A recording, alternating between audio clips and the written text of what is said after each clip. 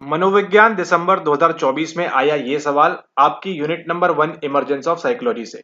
Every behaviour has a cause and that cause is to be found in the mind.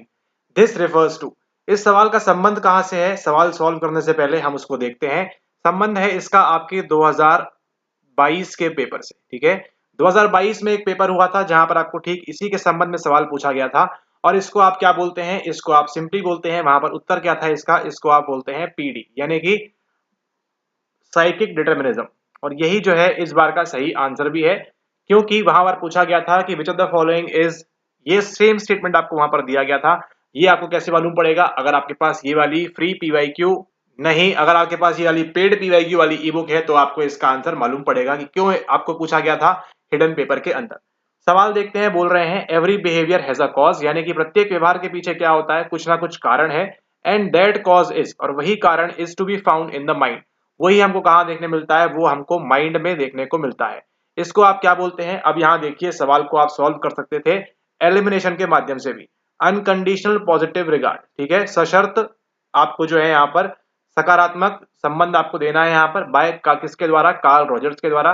तो देखिए Karl Rogers बात कर रहे हैं अपने CCP, client centred personality therapy के बारे में। ठीक है, पर्सन सेंटर्ड थेरेपी के बारे में बात कर रहे हैं। तो वो आपके व्यवहार के पीछे कुछ कारण है और कारण नहीं है, क्या है, उन सब की बात क्यों करेंगे। ठीक है, ये हट जाता है। उसके बाद देखिए लिखा हुआ है collective unconscious by Carl Jung, ये भी संबंध नहीं होगा इनका यहाँ से, क्योंकि बात ये भी अनकॉन्शियस की करते हैं लेकिन डायरेक्टली संबंध इनका यहां से नहीं है। उसी के साथ देखिए अगला जो है आपके पास idiographic psychology by Gordon Allport.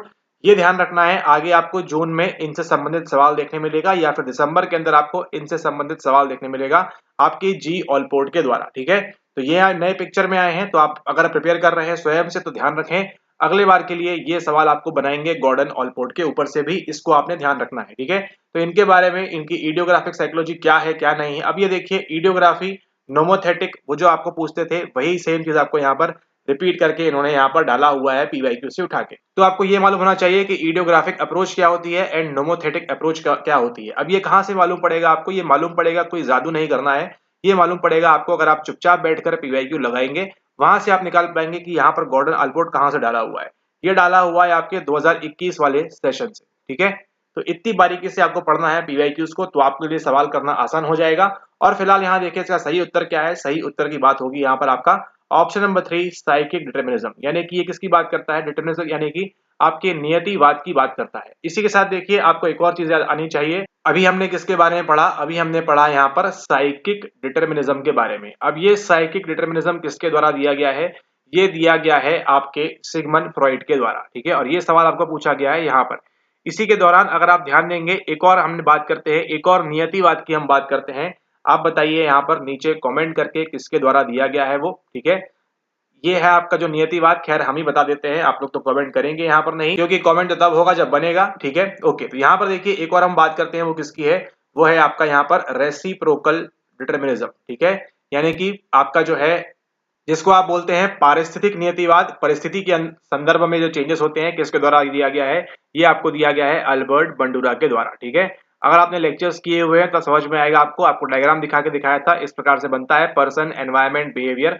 यानी अब जैसे ही परिस्थिति चेंज होगी उसी प्रकार से नियतिवाद भी आपका जो है चेंज हो जाएगा। ठीक है, तो देखा आपने टॉपिक केवल एक ही है, किसके बारे में बात कर रहे हैं, डिटर्मिनिज्म। डिटर्मिनिज्म क्या होता है कि किसी के पीछे कुछ ना कुछ कॉज है, कुछ ना कुछ कारण है, और उस कारण के पीछे वजह क्या है।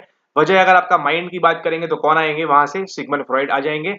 और वहीं पर अगर हम बात करेंगे वजह में आपके अल्बर्ट बंडूरा के बारे में, यानी कि वहां से क्या आ जाएगा आपका, आपकी परिस्थिति आ जाएगी, जिसको हम क्या बोलते हैं, जिसको हम बोलते हैं रेसिप्रोकल डिटर्मिनिज्म के रूप में। ठीक है, ऑल राइट। तो इसी प्रकार के और भी बढ़िया बढ़िया वीडियोस देखने के लिए चैनल को सब्सक्राइब करके रखें, लाइक करके रखें और शेयर करके रखें।